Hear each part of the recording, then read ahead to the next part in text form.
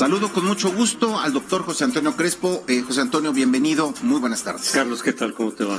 Oye, hay varios asuntos sobre la mesa. Adelantaba dos antes de la pausa. El tema de los huachicoleros de cuello blanco, a los que se refirió hoy el presidente hablando de la condonación de impuestos, diciendo el presidente hoy que se decreta el fin de la condonación de impuestos. Pensamos que hay varios temas técnicos, contables, en fin, que también se tendrán que ser analizados. Y el otro asunto, el de la ley federal la ley de remuneraciones a los servidores públicos, y la otra, que ahora apenas la rescato y que estábamos en el corte comercial y que sí quisiera pedirle a la producción que lo ponga, el video. Y voy a leer la columna, me voy a referir a la columna de Salvador García Soto, Serpientes y Escaleras, en El Universal, que habla, dice, los corruptos de los que habla el presidente López Obrador gozan de cabal salud, palabras más, palabras menos, y lo que detalla García Soto, Salvador, es el tema de la boda del fin de semana de una de las hijas del abogado Juan Collado en una hacienda de Jajalpa, en el Estado de México. Dice que mientras los corruptos o muchos personajes a los cuales el presidente se ha referido hasta como enfermos que requieren de terapia y rehabilitación para que los saquen de esa enfermedad, de esa condición de penuria, de voracidad, de rapacidad, de sed de lo material, dice, pues las imágenes de esta boda que ahora estamos pasando en Telefórmula y que le voy describiendo, bueno, mire, se ve simplemente, es una toma cerrada a 8 personas, 7 personas en una mesa de una boda, una mesa redonda, muy bien puesta, con copas, con manteles, y entre los personajes, además del anfitrión, que es Juan Collado, pues a su derecha, a su diestra, el cantante español Julio Iglesias, quien se ha hecho palomazo, le llevan el micrófono. El papá de la novia también canta, lo acompaña, y al ladito del papá de la novia está el expresidente Enrique Peña Nieto, acompañado de su novia, de su pareja Tania Ruiz, la modelo original de San Luis Potosí, que tantos comentarios le han valido al presidente y a la belleza de su nueva pareja sentimental, Tania Ruiz. En fin, es una sondera, una frivolidad, pero bueno, ahí está. No, bueno, tiene una frivolidad y pero no. Tiene algún asunto de fondo, sí. Tiene fondo, José Antonio. Sí, porque lo que plantea Salvador, y yo coincido con él, es que uno de los ejes de este gobierno es combatir la corrupción. Y habla diario en cada mañanera, ya yo el recuento hace un rato, que ya yo el recuento de las mañaneras, se dice que más o menos se habla de la corrupción como 7 veces en cada mañanera. O sea, es uno de los ejes fundamentales que está utilizando López Obrador.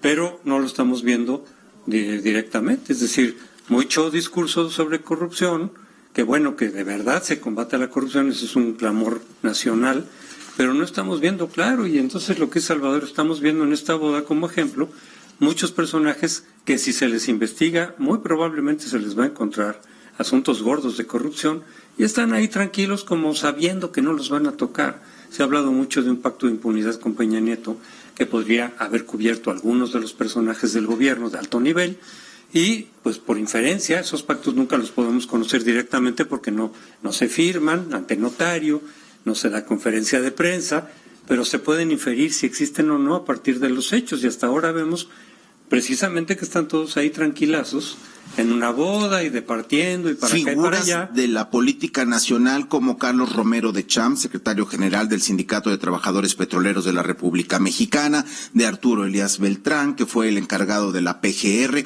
que apenas la semana pasada fue sacudida, rayada el tema del prestigio de la PGR con la resolución del caso Anaya, donde dijeron, tribunal. Efectivamente, ahí la PGR de ese entonces violó los principios de equidad en una contienda electoral, etcétera, ¿no? Así es. Entonces, sí, habría que hacer investigación. ¿Por qué? Porque es cierto, vamos a conceder que efectivamente el observador está haciendo algunas cosas para combatir la corrupción a nivel de procedimientos institucionales. Se puede discutir si lo está haciendo bien o mal, pero lo está haciendo, que si en tales instituciones, que si en tal otro programa, y acá hay corrupción, y se supone que se quieren tomar medidas para impedir que continúe esa corrupción. Pero sabemos que también la corrupción va asociada a la impunidad. O sea, si tú no castigas a quienes incurren en corrupción, nunca vas a terminar con el problema. Uno de los factores esenciales, no el único, pero uno de los factores esenciales para combatir en serio la corrupción en los países donde se ha bajado la corrupción significativamente es porque de manera sistemática y universal, no de manera aislada, aplicas la ley y aplicas las sanciones correspondientes. Tiene consecuencias, ser corrupto tiene una consecuencia. Tiene consecuencias penales, ¿no? Más, menos, regular, pero tiene consecuencias penales. Y no es solo lo que hemos visto en México hasta ahora, que es agarras a un chivo expiatorio por allá, o a un personaje que pueda ser culpable, pero a él solo, por razones políticas casi siempre. Así lo hacía el PRI. ¿En qué se tradujo eso? ¿Se redujo la corrupción? ¿Se combatió la impunidad? Claro que no, eso no sirve. Tiene que ser una aplicación sistemática hasta donde se pueda y con criterios universales. No importa si es de mi partido o no, no importa si es mi enemigo o no, simplemente el señor, el funcionario incurrió, el líder sindical incurrió en una corrupción, sobre todo de niveles gordos, se aplica la ley, punto, no hay de otra. La lapidación retórica, el decirle 1, 2, 3 veces al día corruptos a los que se fueron, enfermos, necesitan terapia. Es discurso. Es discurso, son palabras. Además, precisamente parte de lo que se debate es que bueno que esté a la disposición de combatir la corrupción, pero de veras es con una clínica tipo Alcohólicos Anónimos, 24 horas, que llegue alguien y digan, oigan, yo soy Humberto y soy corrupto. Hola Humberto. Hola Humberto, siéntate, vamos a platicar. Pues no, así no se combate la corrupción. Entonces, muchas de las propuestas para combatir la corrupción que ha hecho López Obrador desde su campaña son fantasiosas, no tienen fundamento real, no están aterrizadas. Si va por ahí, no se va a lograr absolutamente nada.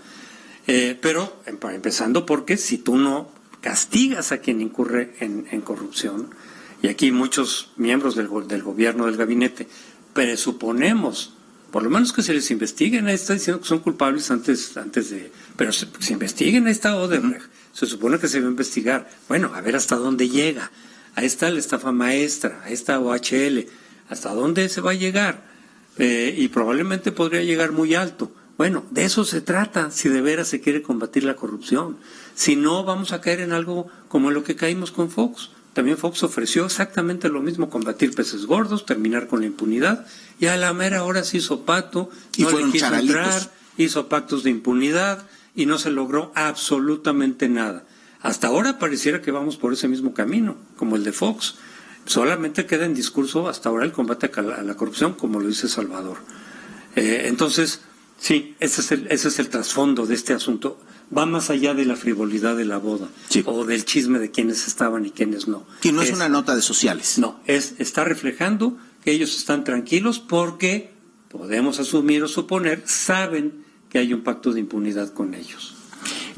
José Antonio, el tema de hoy, el presidente López Obrador decreta el fin de las condonaciones de los contribuyentes mayores, vuelve a poner un ejemplo grande, como decir que entre los sexenios de Felipe Calderón y Enrique Peña Nieto se condonaron más de 400,000 millones de pesos que hubieran servido para los más pobres, etcétera, etcétera. Así lo dijo el presidente.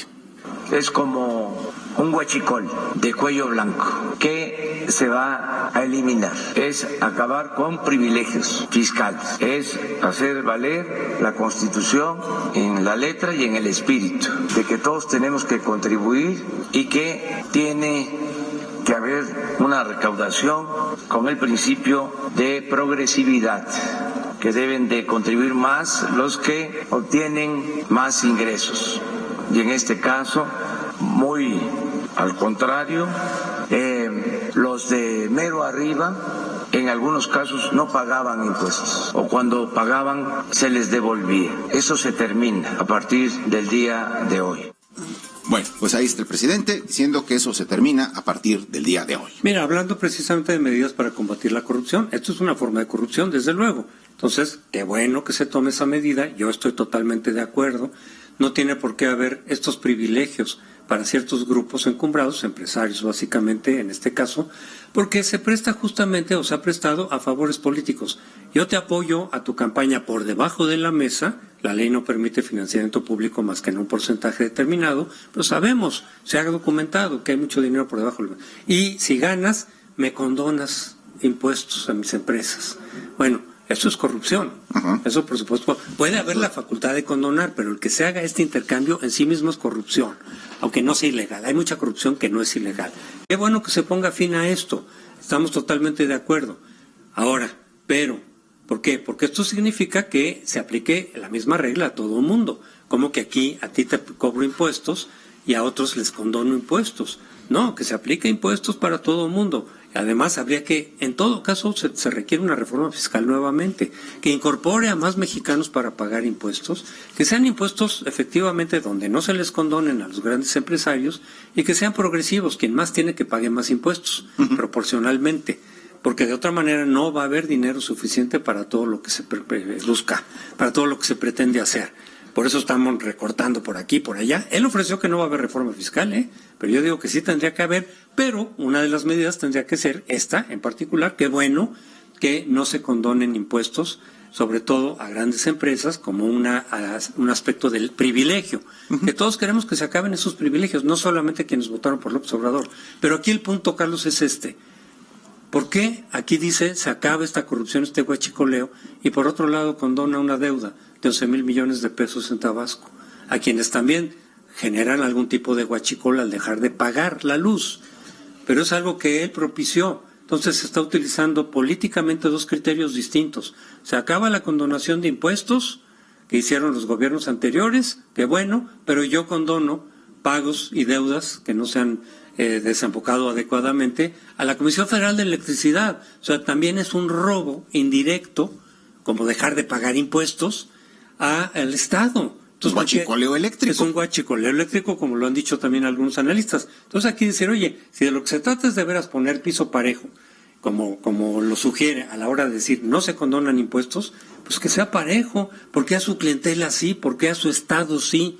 ¿Por qué a la gente que él mismo le dijo dejen de pagar la electricidad, ahora se las condona?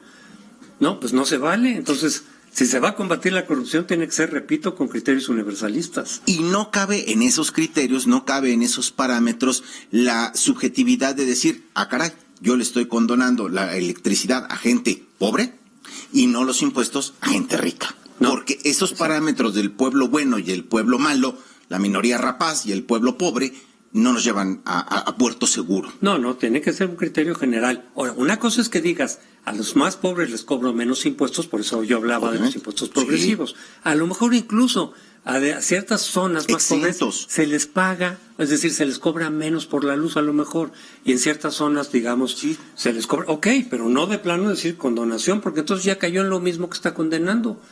Esa es la doble vara que utilizan frecuentemente en el gobierno, para ciertas personas y ciertas clientelas y ciertos partidos utilizo un criterio, ¿sí? Y para lo mío utilizo otro criterio totalmente distinto. Muchas gracias, José Antonio Crespo.